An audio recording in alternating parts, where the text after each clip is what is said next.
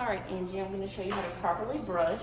First, you want to take your toothbrush and brush at a 45-degree angle where your bristles are going up towards your gum line. Then you're going to brush for 2 minutes and make sure you're covering 2 to 3 teeth at a time before you move your toothbrush. So make sure you're doing a circular motion, covering 2 to 3 teeth, and brush for 2 minutes.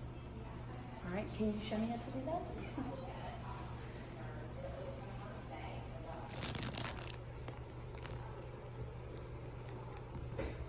Perfect. All right, Angie's now going to show me how to properly brush on herself while she watches herself in the mirror. She's going to hold it at a 45-degree angle, cover 2 to 3 teeth before she moves her toothbrush in a circular motion, and she's going to brush for 2 to 3 minutes. Looks good. Okay, now I'm going to show you how to floss. First, you take your floss and you want about 3 feet, so you can extend it out like this. And that should be enough. Then we're going to take the floss and we're going to wrap it around your middle fingers. You wrap it around once over here on your left hand, and then on your right hand you're going to put the rest of the floss. You don't want to do it too tight so you don't cut off your circulation. Do it like this. Then you're going to take your 2 index fingers, and you only need about 1 inch. You're going to take it inside your mouth. You're going to make a C shape. Make sure you get all the plaque and bacteria out of there. Then you're going to take it and you're going to rotate it like this to get a new piece of floss. That way you're not taking that plaque and bacteria to the next interproximal space. You're going to put it in and you're going to continue with the C shape. There we go. Angie's now going to show us how to properly floss. Good. She's going to get about 3 feet of floss. She's going to wrap it around her middle fingers.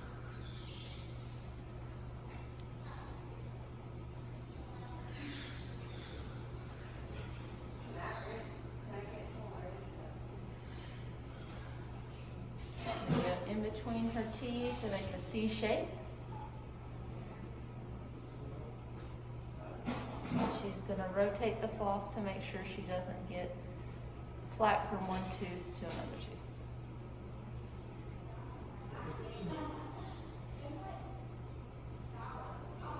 All right. Okay, now we're going to apply fluoride varnish with the Unidose Fluoride Varnish Pen. So we're going to dry the teeth first.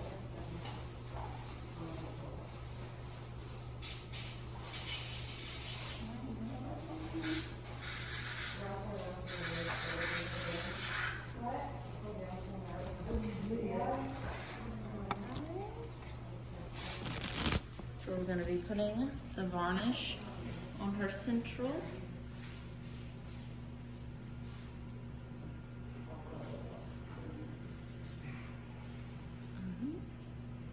We're just going to paint it on the facial and the lingual side of her central incisors. After the application, we're going to take dental floss so we can pull the varnish interproximally.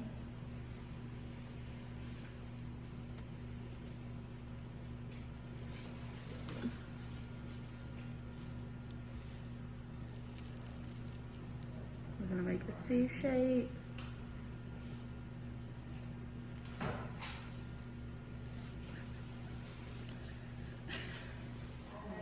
Now we're going to instruct our patient to rinse after you applied the varnish.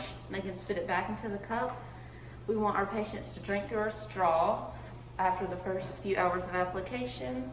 And we also want to avoid brushing, flossing, eating hard foods, and drinking hot drinks for at least 4 to 6 hours. All right, Angie, now we're going to apply topical fluoride, and we've chosen the correct trays for both of her arches. We have the adequate amount of fluoride and the flavor that she chose. So first we're going to dry her teeth.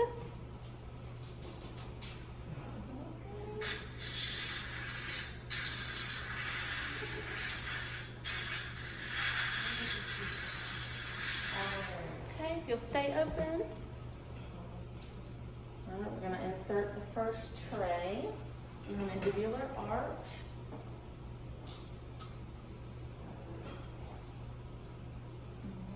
If you'll stay open, we don't want her to swallow any of the topical fluoride.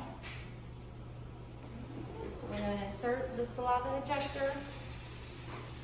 And if you can hold that if you want to. Thank you. We want to put the next tray on her maxillary arch.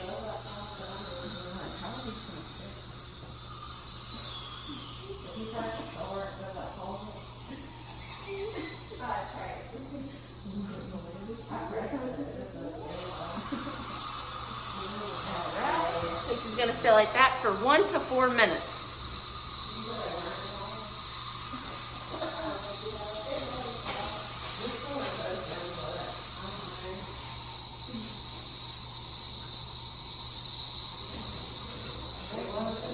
So after we take the topical fluoride trays out of Angie's mouth, you're wanting to get any leftover fluoride so they don't swallow it. So you'll put the saliva ejector in the back of their mouth like that.